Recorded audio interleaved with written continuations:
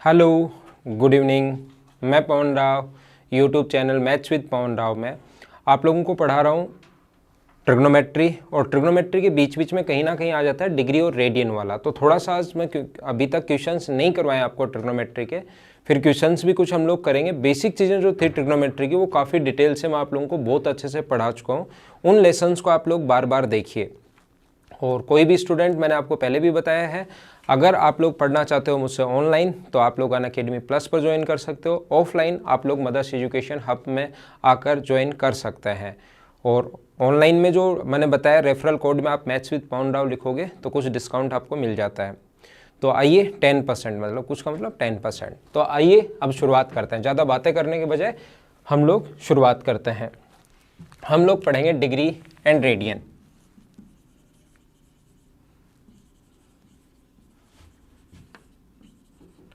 हम लोग degree and radian के बारे में पढ़ते हैं।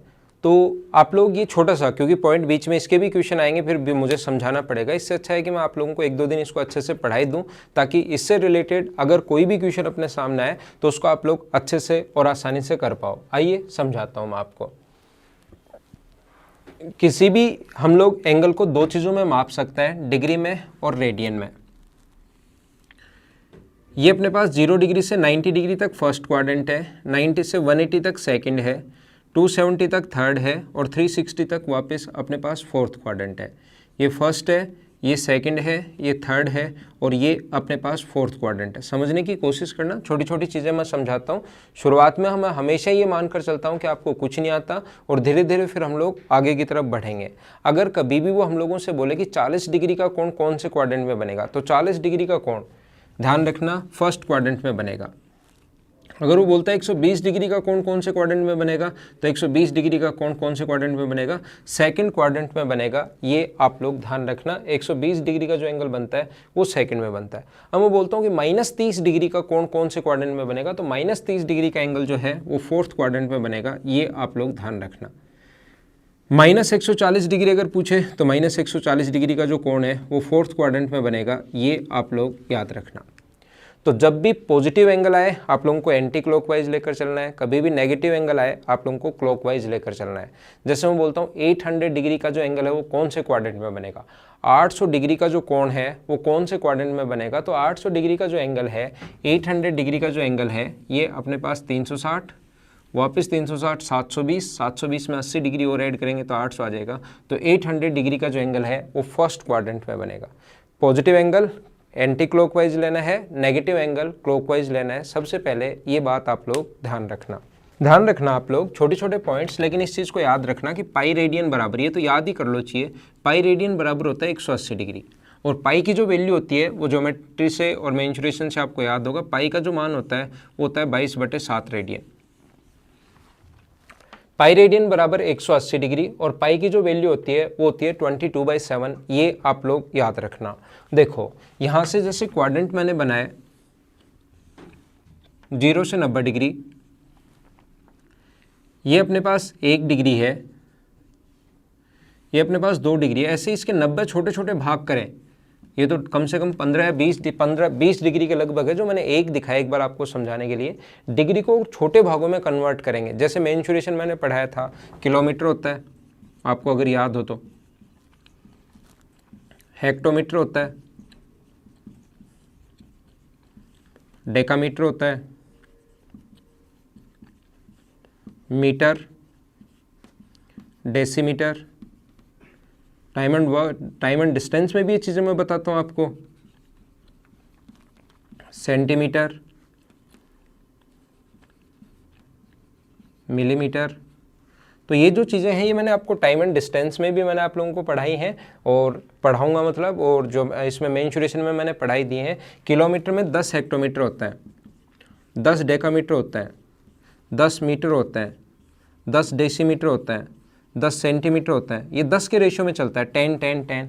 ऐसे कोई यूनिट 10 के रेशियो में चलती है। जैसे टाइम है तो 1 घंटे में कितने मिनट होते हैं, 60। सारी चीज़ें समझाता हूँ मैं आपको, हर छोटा छोटा पॉइंट कि ऐसा क्यों होता है। 1 घंटे में 60, एक मिनट में 1 घंटे में 60 मिनट, 1 मिनट में 60 सेकंड्स, ऐसे छोटे छोटे बढ़ते रहते हैं। तो यहाँ पर आप लोग ध्यान रखना, ये जो पॉइंट है अपने पास, यहाँ पर इसको छोटे में कहीं 10 बढ़ता है, कहीं 60 बढ़ता है, कहीं हो सकता है और कोई रेशियो भी है, इसको और छोटे भागों में बांटोगे तो एक साथ और 60 पार्ट्स में डिवाइड करोगे। 1 डिग्री को और छोटे एक साथ बांटोगे तो 60 पार्ट्स में डिवाइड करोगे, और उस प्रत्येक जो छोटा जो भाग होता है 60, उस प्रत्येक भाग को हम बोलते हैं मिनट। 1 डिग्री में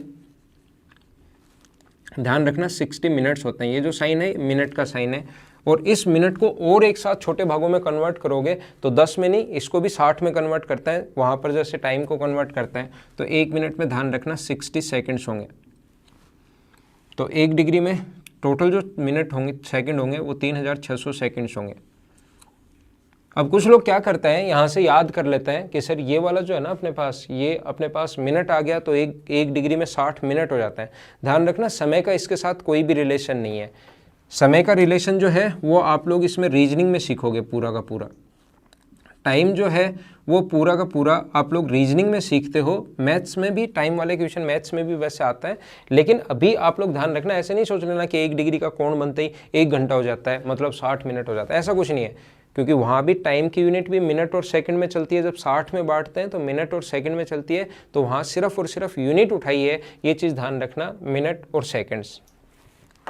जैसे आप लोगों को ये पता लग गया है, ये याद रखना इंपॉर्टेंट है, पाई रेडियन बराबर 180 डिग्री, कम से कम ये तो याद ही रखना आप लोग। तो एक जो अपने पास 1 डिग्री बराबर होगा पाई अपॉन 180 रेडियन।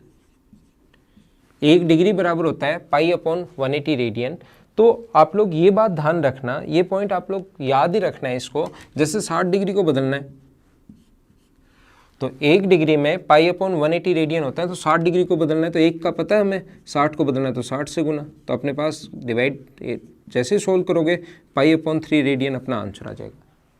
क्या समझा रहा हूँ मैं आपको, वापस समझाने की कोशिश करता हूँ।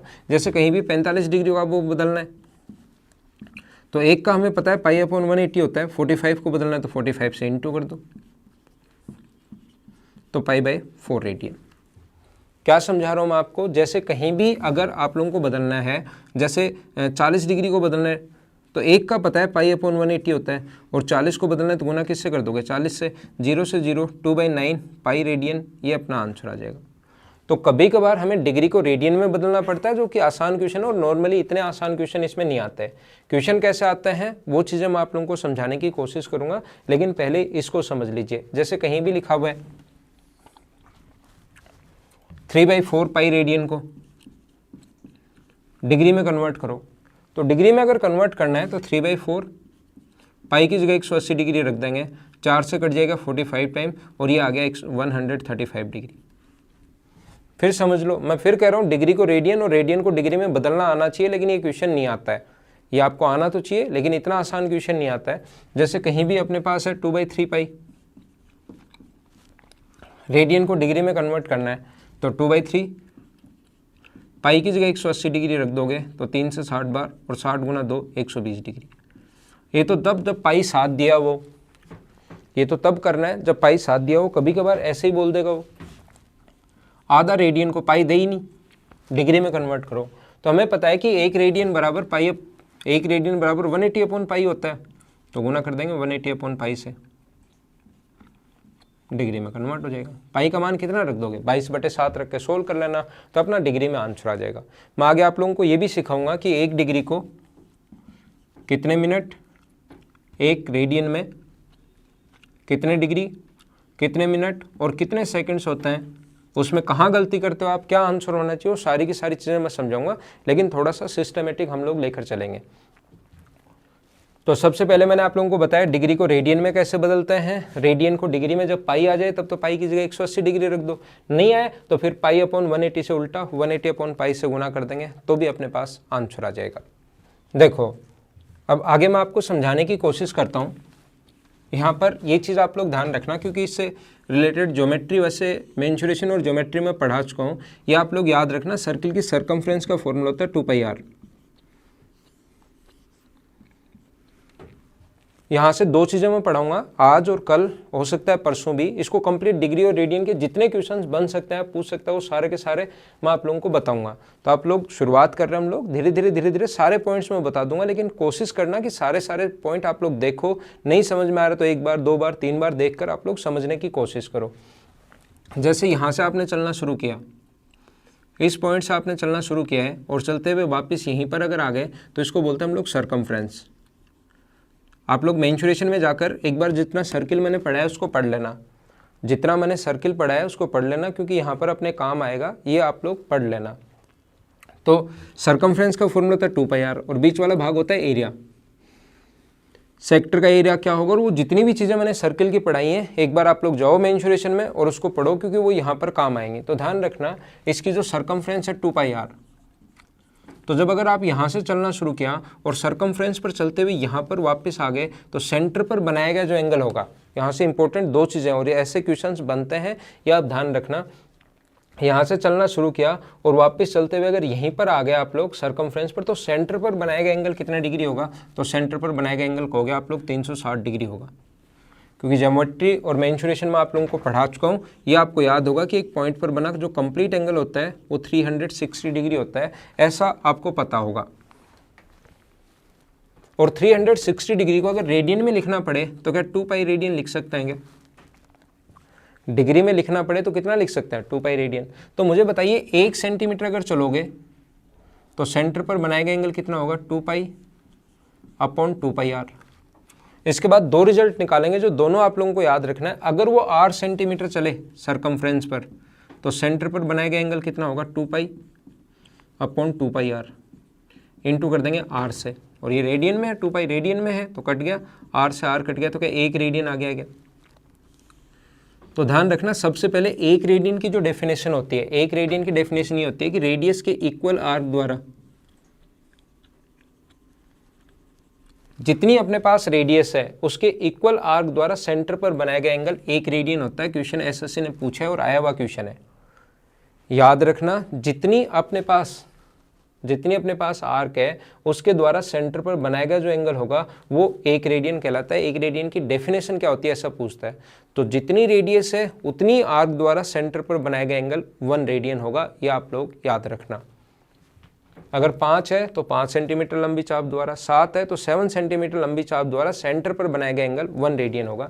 दूसरा यहाँ से एक तो रिजल्ट ये, अगर L सेंटीमीटर चले तो क्या होगा, तो 2π अपॉन 2πr एंगल है ना, ये एंगल है, कोण है ये, एंगल या कोण, 2π अपॉन 2πr इंटू एल, 2π से 2π कट गया और ये आ गया L अपॉन r। तो ये दूसरा फॉर्मूला। यहाँ से एक तो 1 रेडियन क्या होता है वो याद रखना, रेडियस के इक्वल आर्क द्वारा सेंटर पर बनाया गया एंगल 1 रेडियन होता है। दूसरा ये याद रखना कि कोण बराबर होता है चाप L, जितना L चले ना, जैसे ध्यान दो सर्कमफ्रेंस का फॉर्मूला तो 2πr और मान लो ये L है,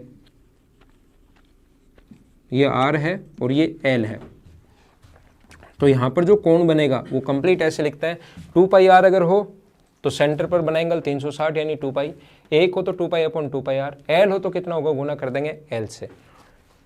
तो इसका एंगल अगर ऐसे आ जाए तो ध्यान रखना एंगल या कोण का जो फॉर्मूला होता है, एंगल बराबर होता है आर्क अपॉन रेडियस,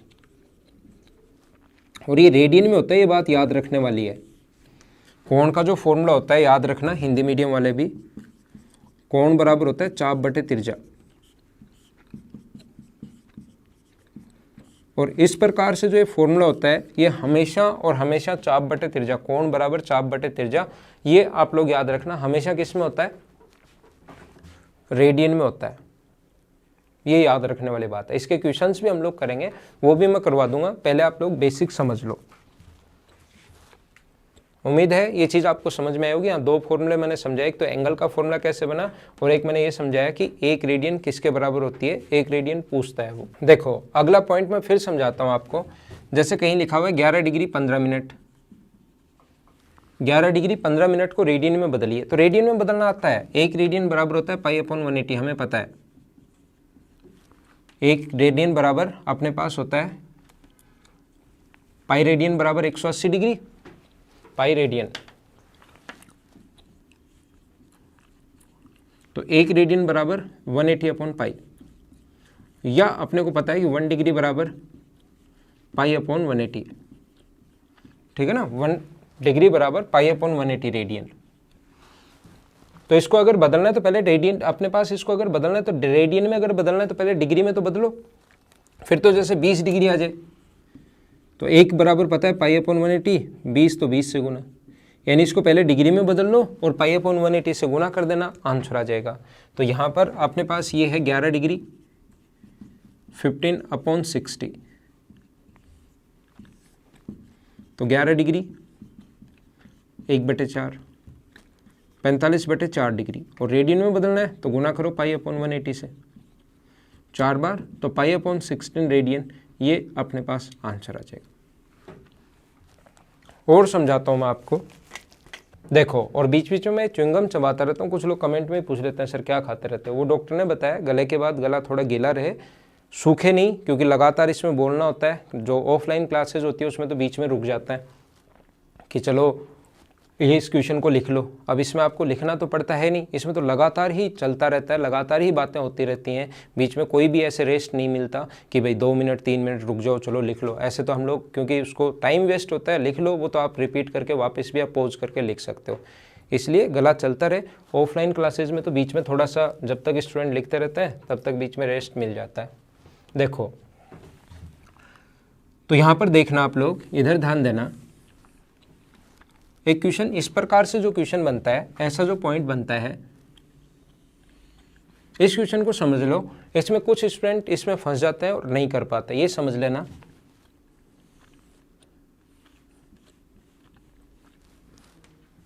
एक व्यक्ति की आंख पर जो चांद है, मून जो है, वो व्यक्ति की आंख पर आधा डिग्री का कोण बनाता है। इससे कितनी दूरी पर एक 4 सेंटीमीटर व्यास का कॉइन रखा जाए, कितनी दूरी पर, कि वो मून को पूरी तरह से ढक ले। मून जो है वो व्यक्ति की आंख पर आधा डिग्री का कोण बना रहा है, कितनी दूरी पर 1 सेंटीमीटर व्यास का या 4 का या 10 का एक कॉइन रखा जाए कि वो उस चांद को पूरी तरह से ढक ले। दूर रखोगे तो इधर और इधर से, यहाँ अगर कॉइन रख दिया तो इधर और इधर से चांद दिखता रहेगा, इधर अगर रख दिया तो वो ज़्यादा बाहर भी नहीं दिखा, कंप्लीट ढकना चाहिए, बस सिर्फ कितनी दूरी पर रखें। तो ऐसे क्वेश्चन करने का जो कॉन्सेप्ट होता है वो क्या होता है, देखो मैं एक बार समझाता हूँ,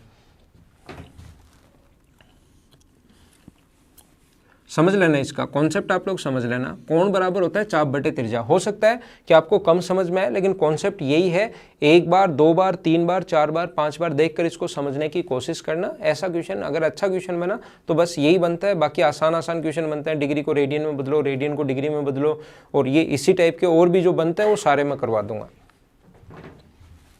मुझे बताइए, ये जो अपने पास यहाँ से यहाँ तक ये कोण अगर 90 डिग्री है, तो एक तो ये लेंथ यहाँ से यहाँ तक, एक तो ये लेंथ ऐसे, और एक यहाँ से यहाँ तक डायरेक्ट डिस्टेंस, दोनों की लेंथ बराबर होगी या अलग अलग होगी? बताओ आप लोग मुझे। एक तो यहाँ से इस प्रकार से ये वाली डिस्टेंस है, और एक अपने पास डायरेक्ट डिस्टेंस है, तो दोनों डिस्टेंस बराबर होंगे या अलग अलग होंगी? आप कहोगे सर अलग अलग होंगी, बराबर नहीं होगी। ये तो समझ में आ रहा है ना आपको। अगर मैं इस कोण को 90 डिग्री की जगह 45 डिग्री कर दूँ, अगर इस एंगल को 90 की जगह 45 डिग्री अगर कर दिया जाए, 45 डिग्री अगर कर दिया जाए, तो मुझे बताओ यहाँ से यहाँ तक की डायरेक्ट डिस्टेंस एक तो ये, और एक यहाँ से यहाँ तक की डायरेक्ट डिस्टेंस ये, और एक ये सरकमफ्रेंस तक की दूरी, दोनों बराबर होंगे या अलग अलग होंगी? यहाँ से यहाँ तक की जो डिस्टेंस है सरकमफ्रेंस पर, वो और एक डायरेक्ट डिस्टेंस अलग अलग होंगे या बराबर होंगी? आप कहोगे सर अलग अलग होंगी। ठीक है, मुझे ये बताइए, अगर मैं एक कोण 22.5 डिग्री ले लूँ, तो यहाँ से यहाँ तक की डिस्टेंस और यहाँ से यहाँ तक की डिस्टेंस दोनों बराबर होंगे या अलग अलग होंगी? डायरेक्ट डिस्टेंस और सरकमफ्रेंस डिस्टेंस, आप बोलोगे सर दिखाई दे रहा है अलग अलग होंगी। ठीक है, यह आपको समझ में आ रहा है। मैं ये समझा रहा हूँ, एक तो यहाँ से यहाँ तक की डायरेक्ट डिस्टेंस और एक सरकमफ्रेंस तक की डिस्टेंस अलग अलग यहाँ भी होंगी, यहाँ भी होंगी और यहाँ भी होंगी। मुझे ये समझाइए आप लोग, ये बताइए क्या डिस्टेंस, जितना डिफरेंस यहाँ पर था दोनों के बीच, यहाँ पर है तो अलग अलग तो है, लेकिन क्या डिफरेंस घट जाएगा क्या? दोनों हैं तो अलग अलग, लेकिन क्या डिफरेंस थोड़ा सा घट जाएगा क्या? हाँ, डिफरेंस कम हो जाएगा। अगर मैं इस कोण को 10 डिग्री ले लूँ, इस कोण को अगर मैं 10 डिग्री ले लूँ, तो यहाँ से यहाँ तक की सर्कमफ्रेंस तक की डिस्टेंस और डायरेक्ट डिस्टेंस होंगी तो अलग अलग, लेकिन डिफरेंस और घट जाएगा। अगर मैं यही एंगल आधा डिग्री का बना दूं, ये जो एंगल है वो अगर मैं आधा डिग्री का बना दूं, तो मुझे बताइए यहाँ से यहाँ तक की सर्कमफ्रेंस तक की डिस्टेंस और यहाँ से यहाँ तक की डायरेक्ट डिस्टेंस क्या दोनों बराबर होंगी क्या? लगभग दोनों बराबर होंगी। ध्यान रखना है जो एंगल दिखाई दे रहा है ना आपको आधा डिग्री नहीं है, आधा डिग्री तो इतना छोटा बनता है कि आपको दिखाई नहीं देता। ये कम से कम 15 डिग्री का एंगल है ये। वैसे बोर्ड पर देखोगे सर यहाँ तो डिफरेंस दिखाई दे रहा है, ये कम से कम 15, रियल में इसको मापोगे तो ये कम से कम 15 डिग्री का आएगा मापने पर। तो ध्यान रखना है आधा डिग्री का बनाओगे तो एकदम नज़दीक होंगे, आधा डिग्री का तो एकदम नज़दीक होंगे। उस टाइम डायरेक्ट डिस्टेंस और सर्कमफ्रेंस तक की डिस्टेंस बराबर मान सकता है। नहीं समझ में आया तो याद कर लो। क्या याद कर लो? जब भी अपने पास एंगल अगर 1 डिग्री से छोटा है, कभी भी अगर एंगल, और ये चांद आंख पर कौन बनाता है ऐसा क्वेश्चन बन सकता है, अच्छा क्वेश्चन होता है। जब भी चांद अगर व्यक्ति की आंख पर 1 डिग्री से छोटा कोण बनाए तो ध्यान रखना वहाँ से उसकी डायरेक्ट डिस्टेंस और सर्कमफ्रेंस तक की डिस्टेंस, ये जो एंगल है वो कम से कम 15 या 16 डिग्री का होगा। लेकिन आधा डिग्री का ही बना देंगे फिर तो चांद बहुत दूर बनाना पड़ेगा और आपको फिर दिखाई भी नहीं देगा। इसलिए एक बार समझाने के लिए आधा डिग्री का अगर मानते हो तो फिर ये क्वेश्चन करने का तरीका क्या होता है, फिर हम लोग यहाँ से एक सर्किल खींचते हैं, बड़ा सर्किल। ये सर्किल हम लोग खींचते हैं और एंगल का जो फॉर्मूला अभी मैंने लिखवाया है, कोण एंगल चाप बटे त्रिज्या, आर्क अपॉन रेडियस। तो आर हमें निकालना है और ध्यान रखना है डायरेक्ट डिस्टेंस जो 4 है, ये जो डायरेक्ट डिस्टेंस 4 जो व्यास दिया हुआ है उसकी लेंथ और आधा डिग्री का कोण है तो ये जो इसकी सर्कमफ्रेंस है ऊपर उसकी लेंथ, इन दोनों की लेंथ बराबर मान सकते हैं। तो आर की जगह हम लोग 4 लिख सकते हैं। ध्यान रखना ये जो आधा डिग्री का कोण अगर है यहाँ पर, हाफ डिग्री का जो कोण है 4/r, ये r मान लो, r निकालना है। ये हमेशा रेडियन में होता है, ये बात आप लोग ध्यान रखना। ये हमेशा किस में होता है? रेडियन में। तो डिग्री को रेडियन में अगर बदलना है तो गुना कर देंगे हम लोग π/180 से, ये आप लोग ध्यान रखना। सोल्व कर लेंगे, r का मान आ जाएगा। इसको और 2-3 क्वेश्चन जब मैं करवाऊंगा आपको तो ज़्यादा समझ में आ जाएगा। एक बार इस चीज़ का आप लोग विशेष तौर पर ध्यान रखना। इस क्वेश्चन में हम लोग ये वाला कॉन्सेप्ट लगाते हैं, इसको आप लोग ध्यान रखना। तो एक चीज़ और ध्यान रखना, 180 डिग्री को 179 डिग्री प्लस 60 मिनट भी आप लोग लिख सकते हो। ये और ये दोनों बात एक ही है। और ये जो 179 डिग्री है इसको 179 डिग्री 59 मिनट और 60 सेकंड्स भी आप लोग लिख सकते हैं। ये बात एक ही है। 180 डिग्री को आप ऐसे लिख सकते हो या इसको और अगर आगे लिखना चाहो 1 मिनट भी, पहले 1 मिनट बाहर निकाला और 1 मिनट डिग्री बाहर निकाला तो 60 मिनट और फिर से मिनट एक बाहर निकाला तो 60 सेकंड्स, ऐसे भी इसको लिखा जा सकता है। तो इसके आगे की जो चीज़ें हैं और एडवांस लेवल आप लोग खुद करने की कोशिश करो। 1 रेडियन में कितने डिग्री, कितने मिनट और कितने सेकंड्स होते हैं, चलो अभी करने की कोशिश करो। यहीं से शुरुआत करेंगे हम लोग अपनी अगली क्लास की।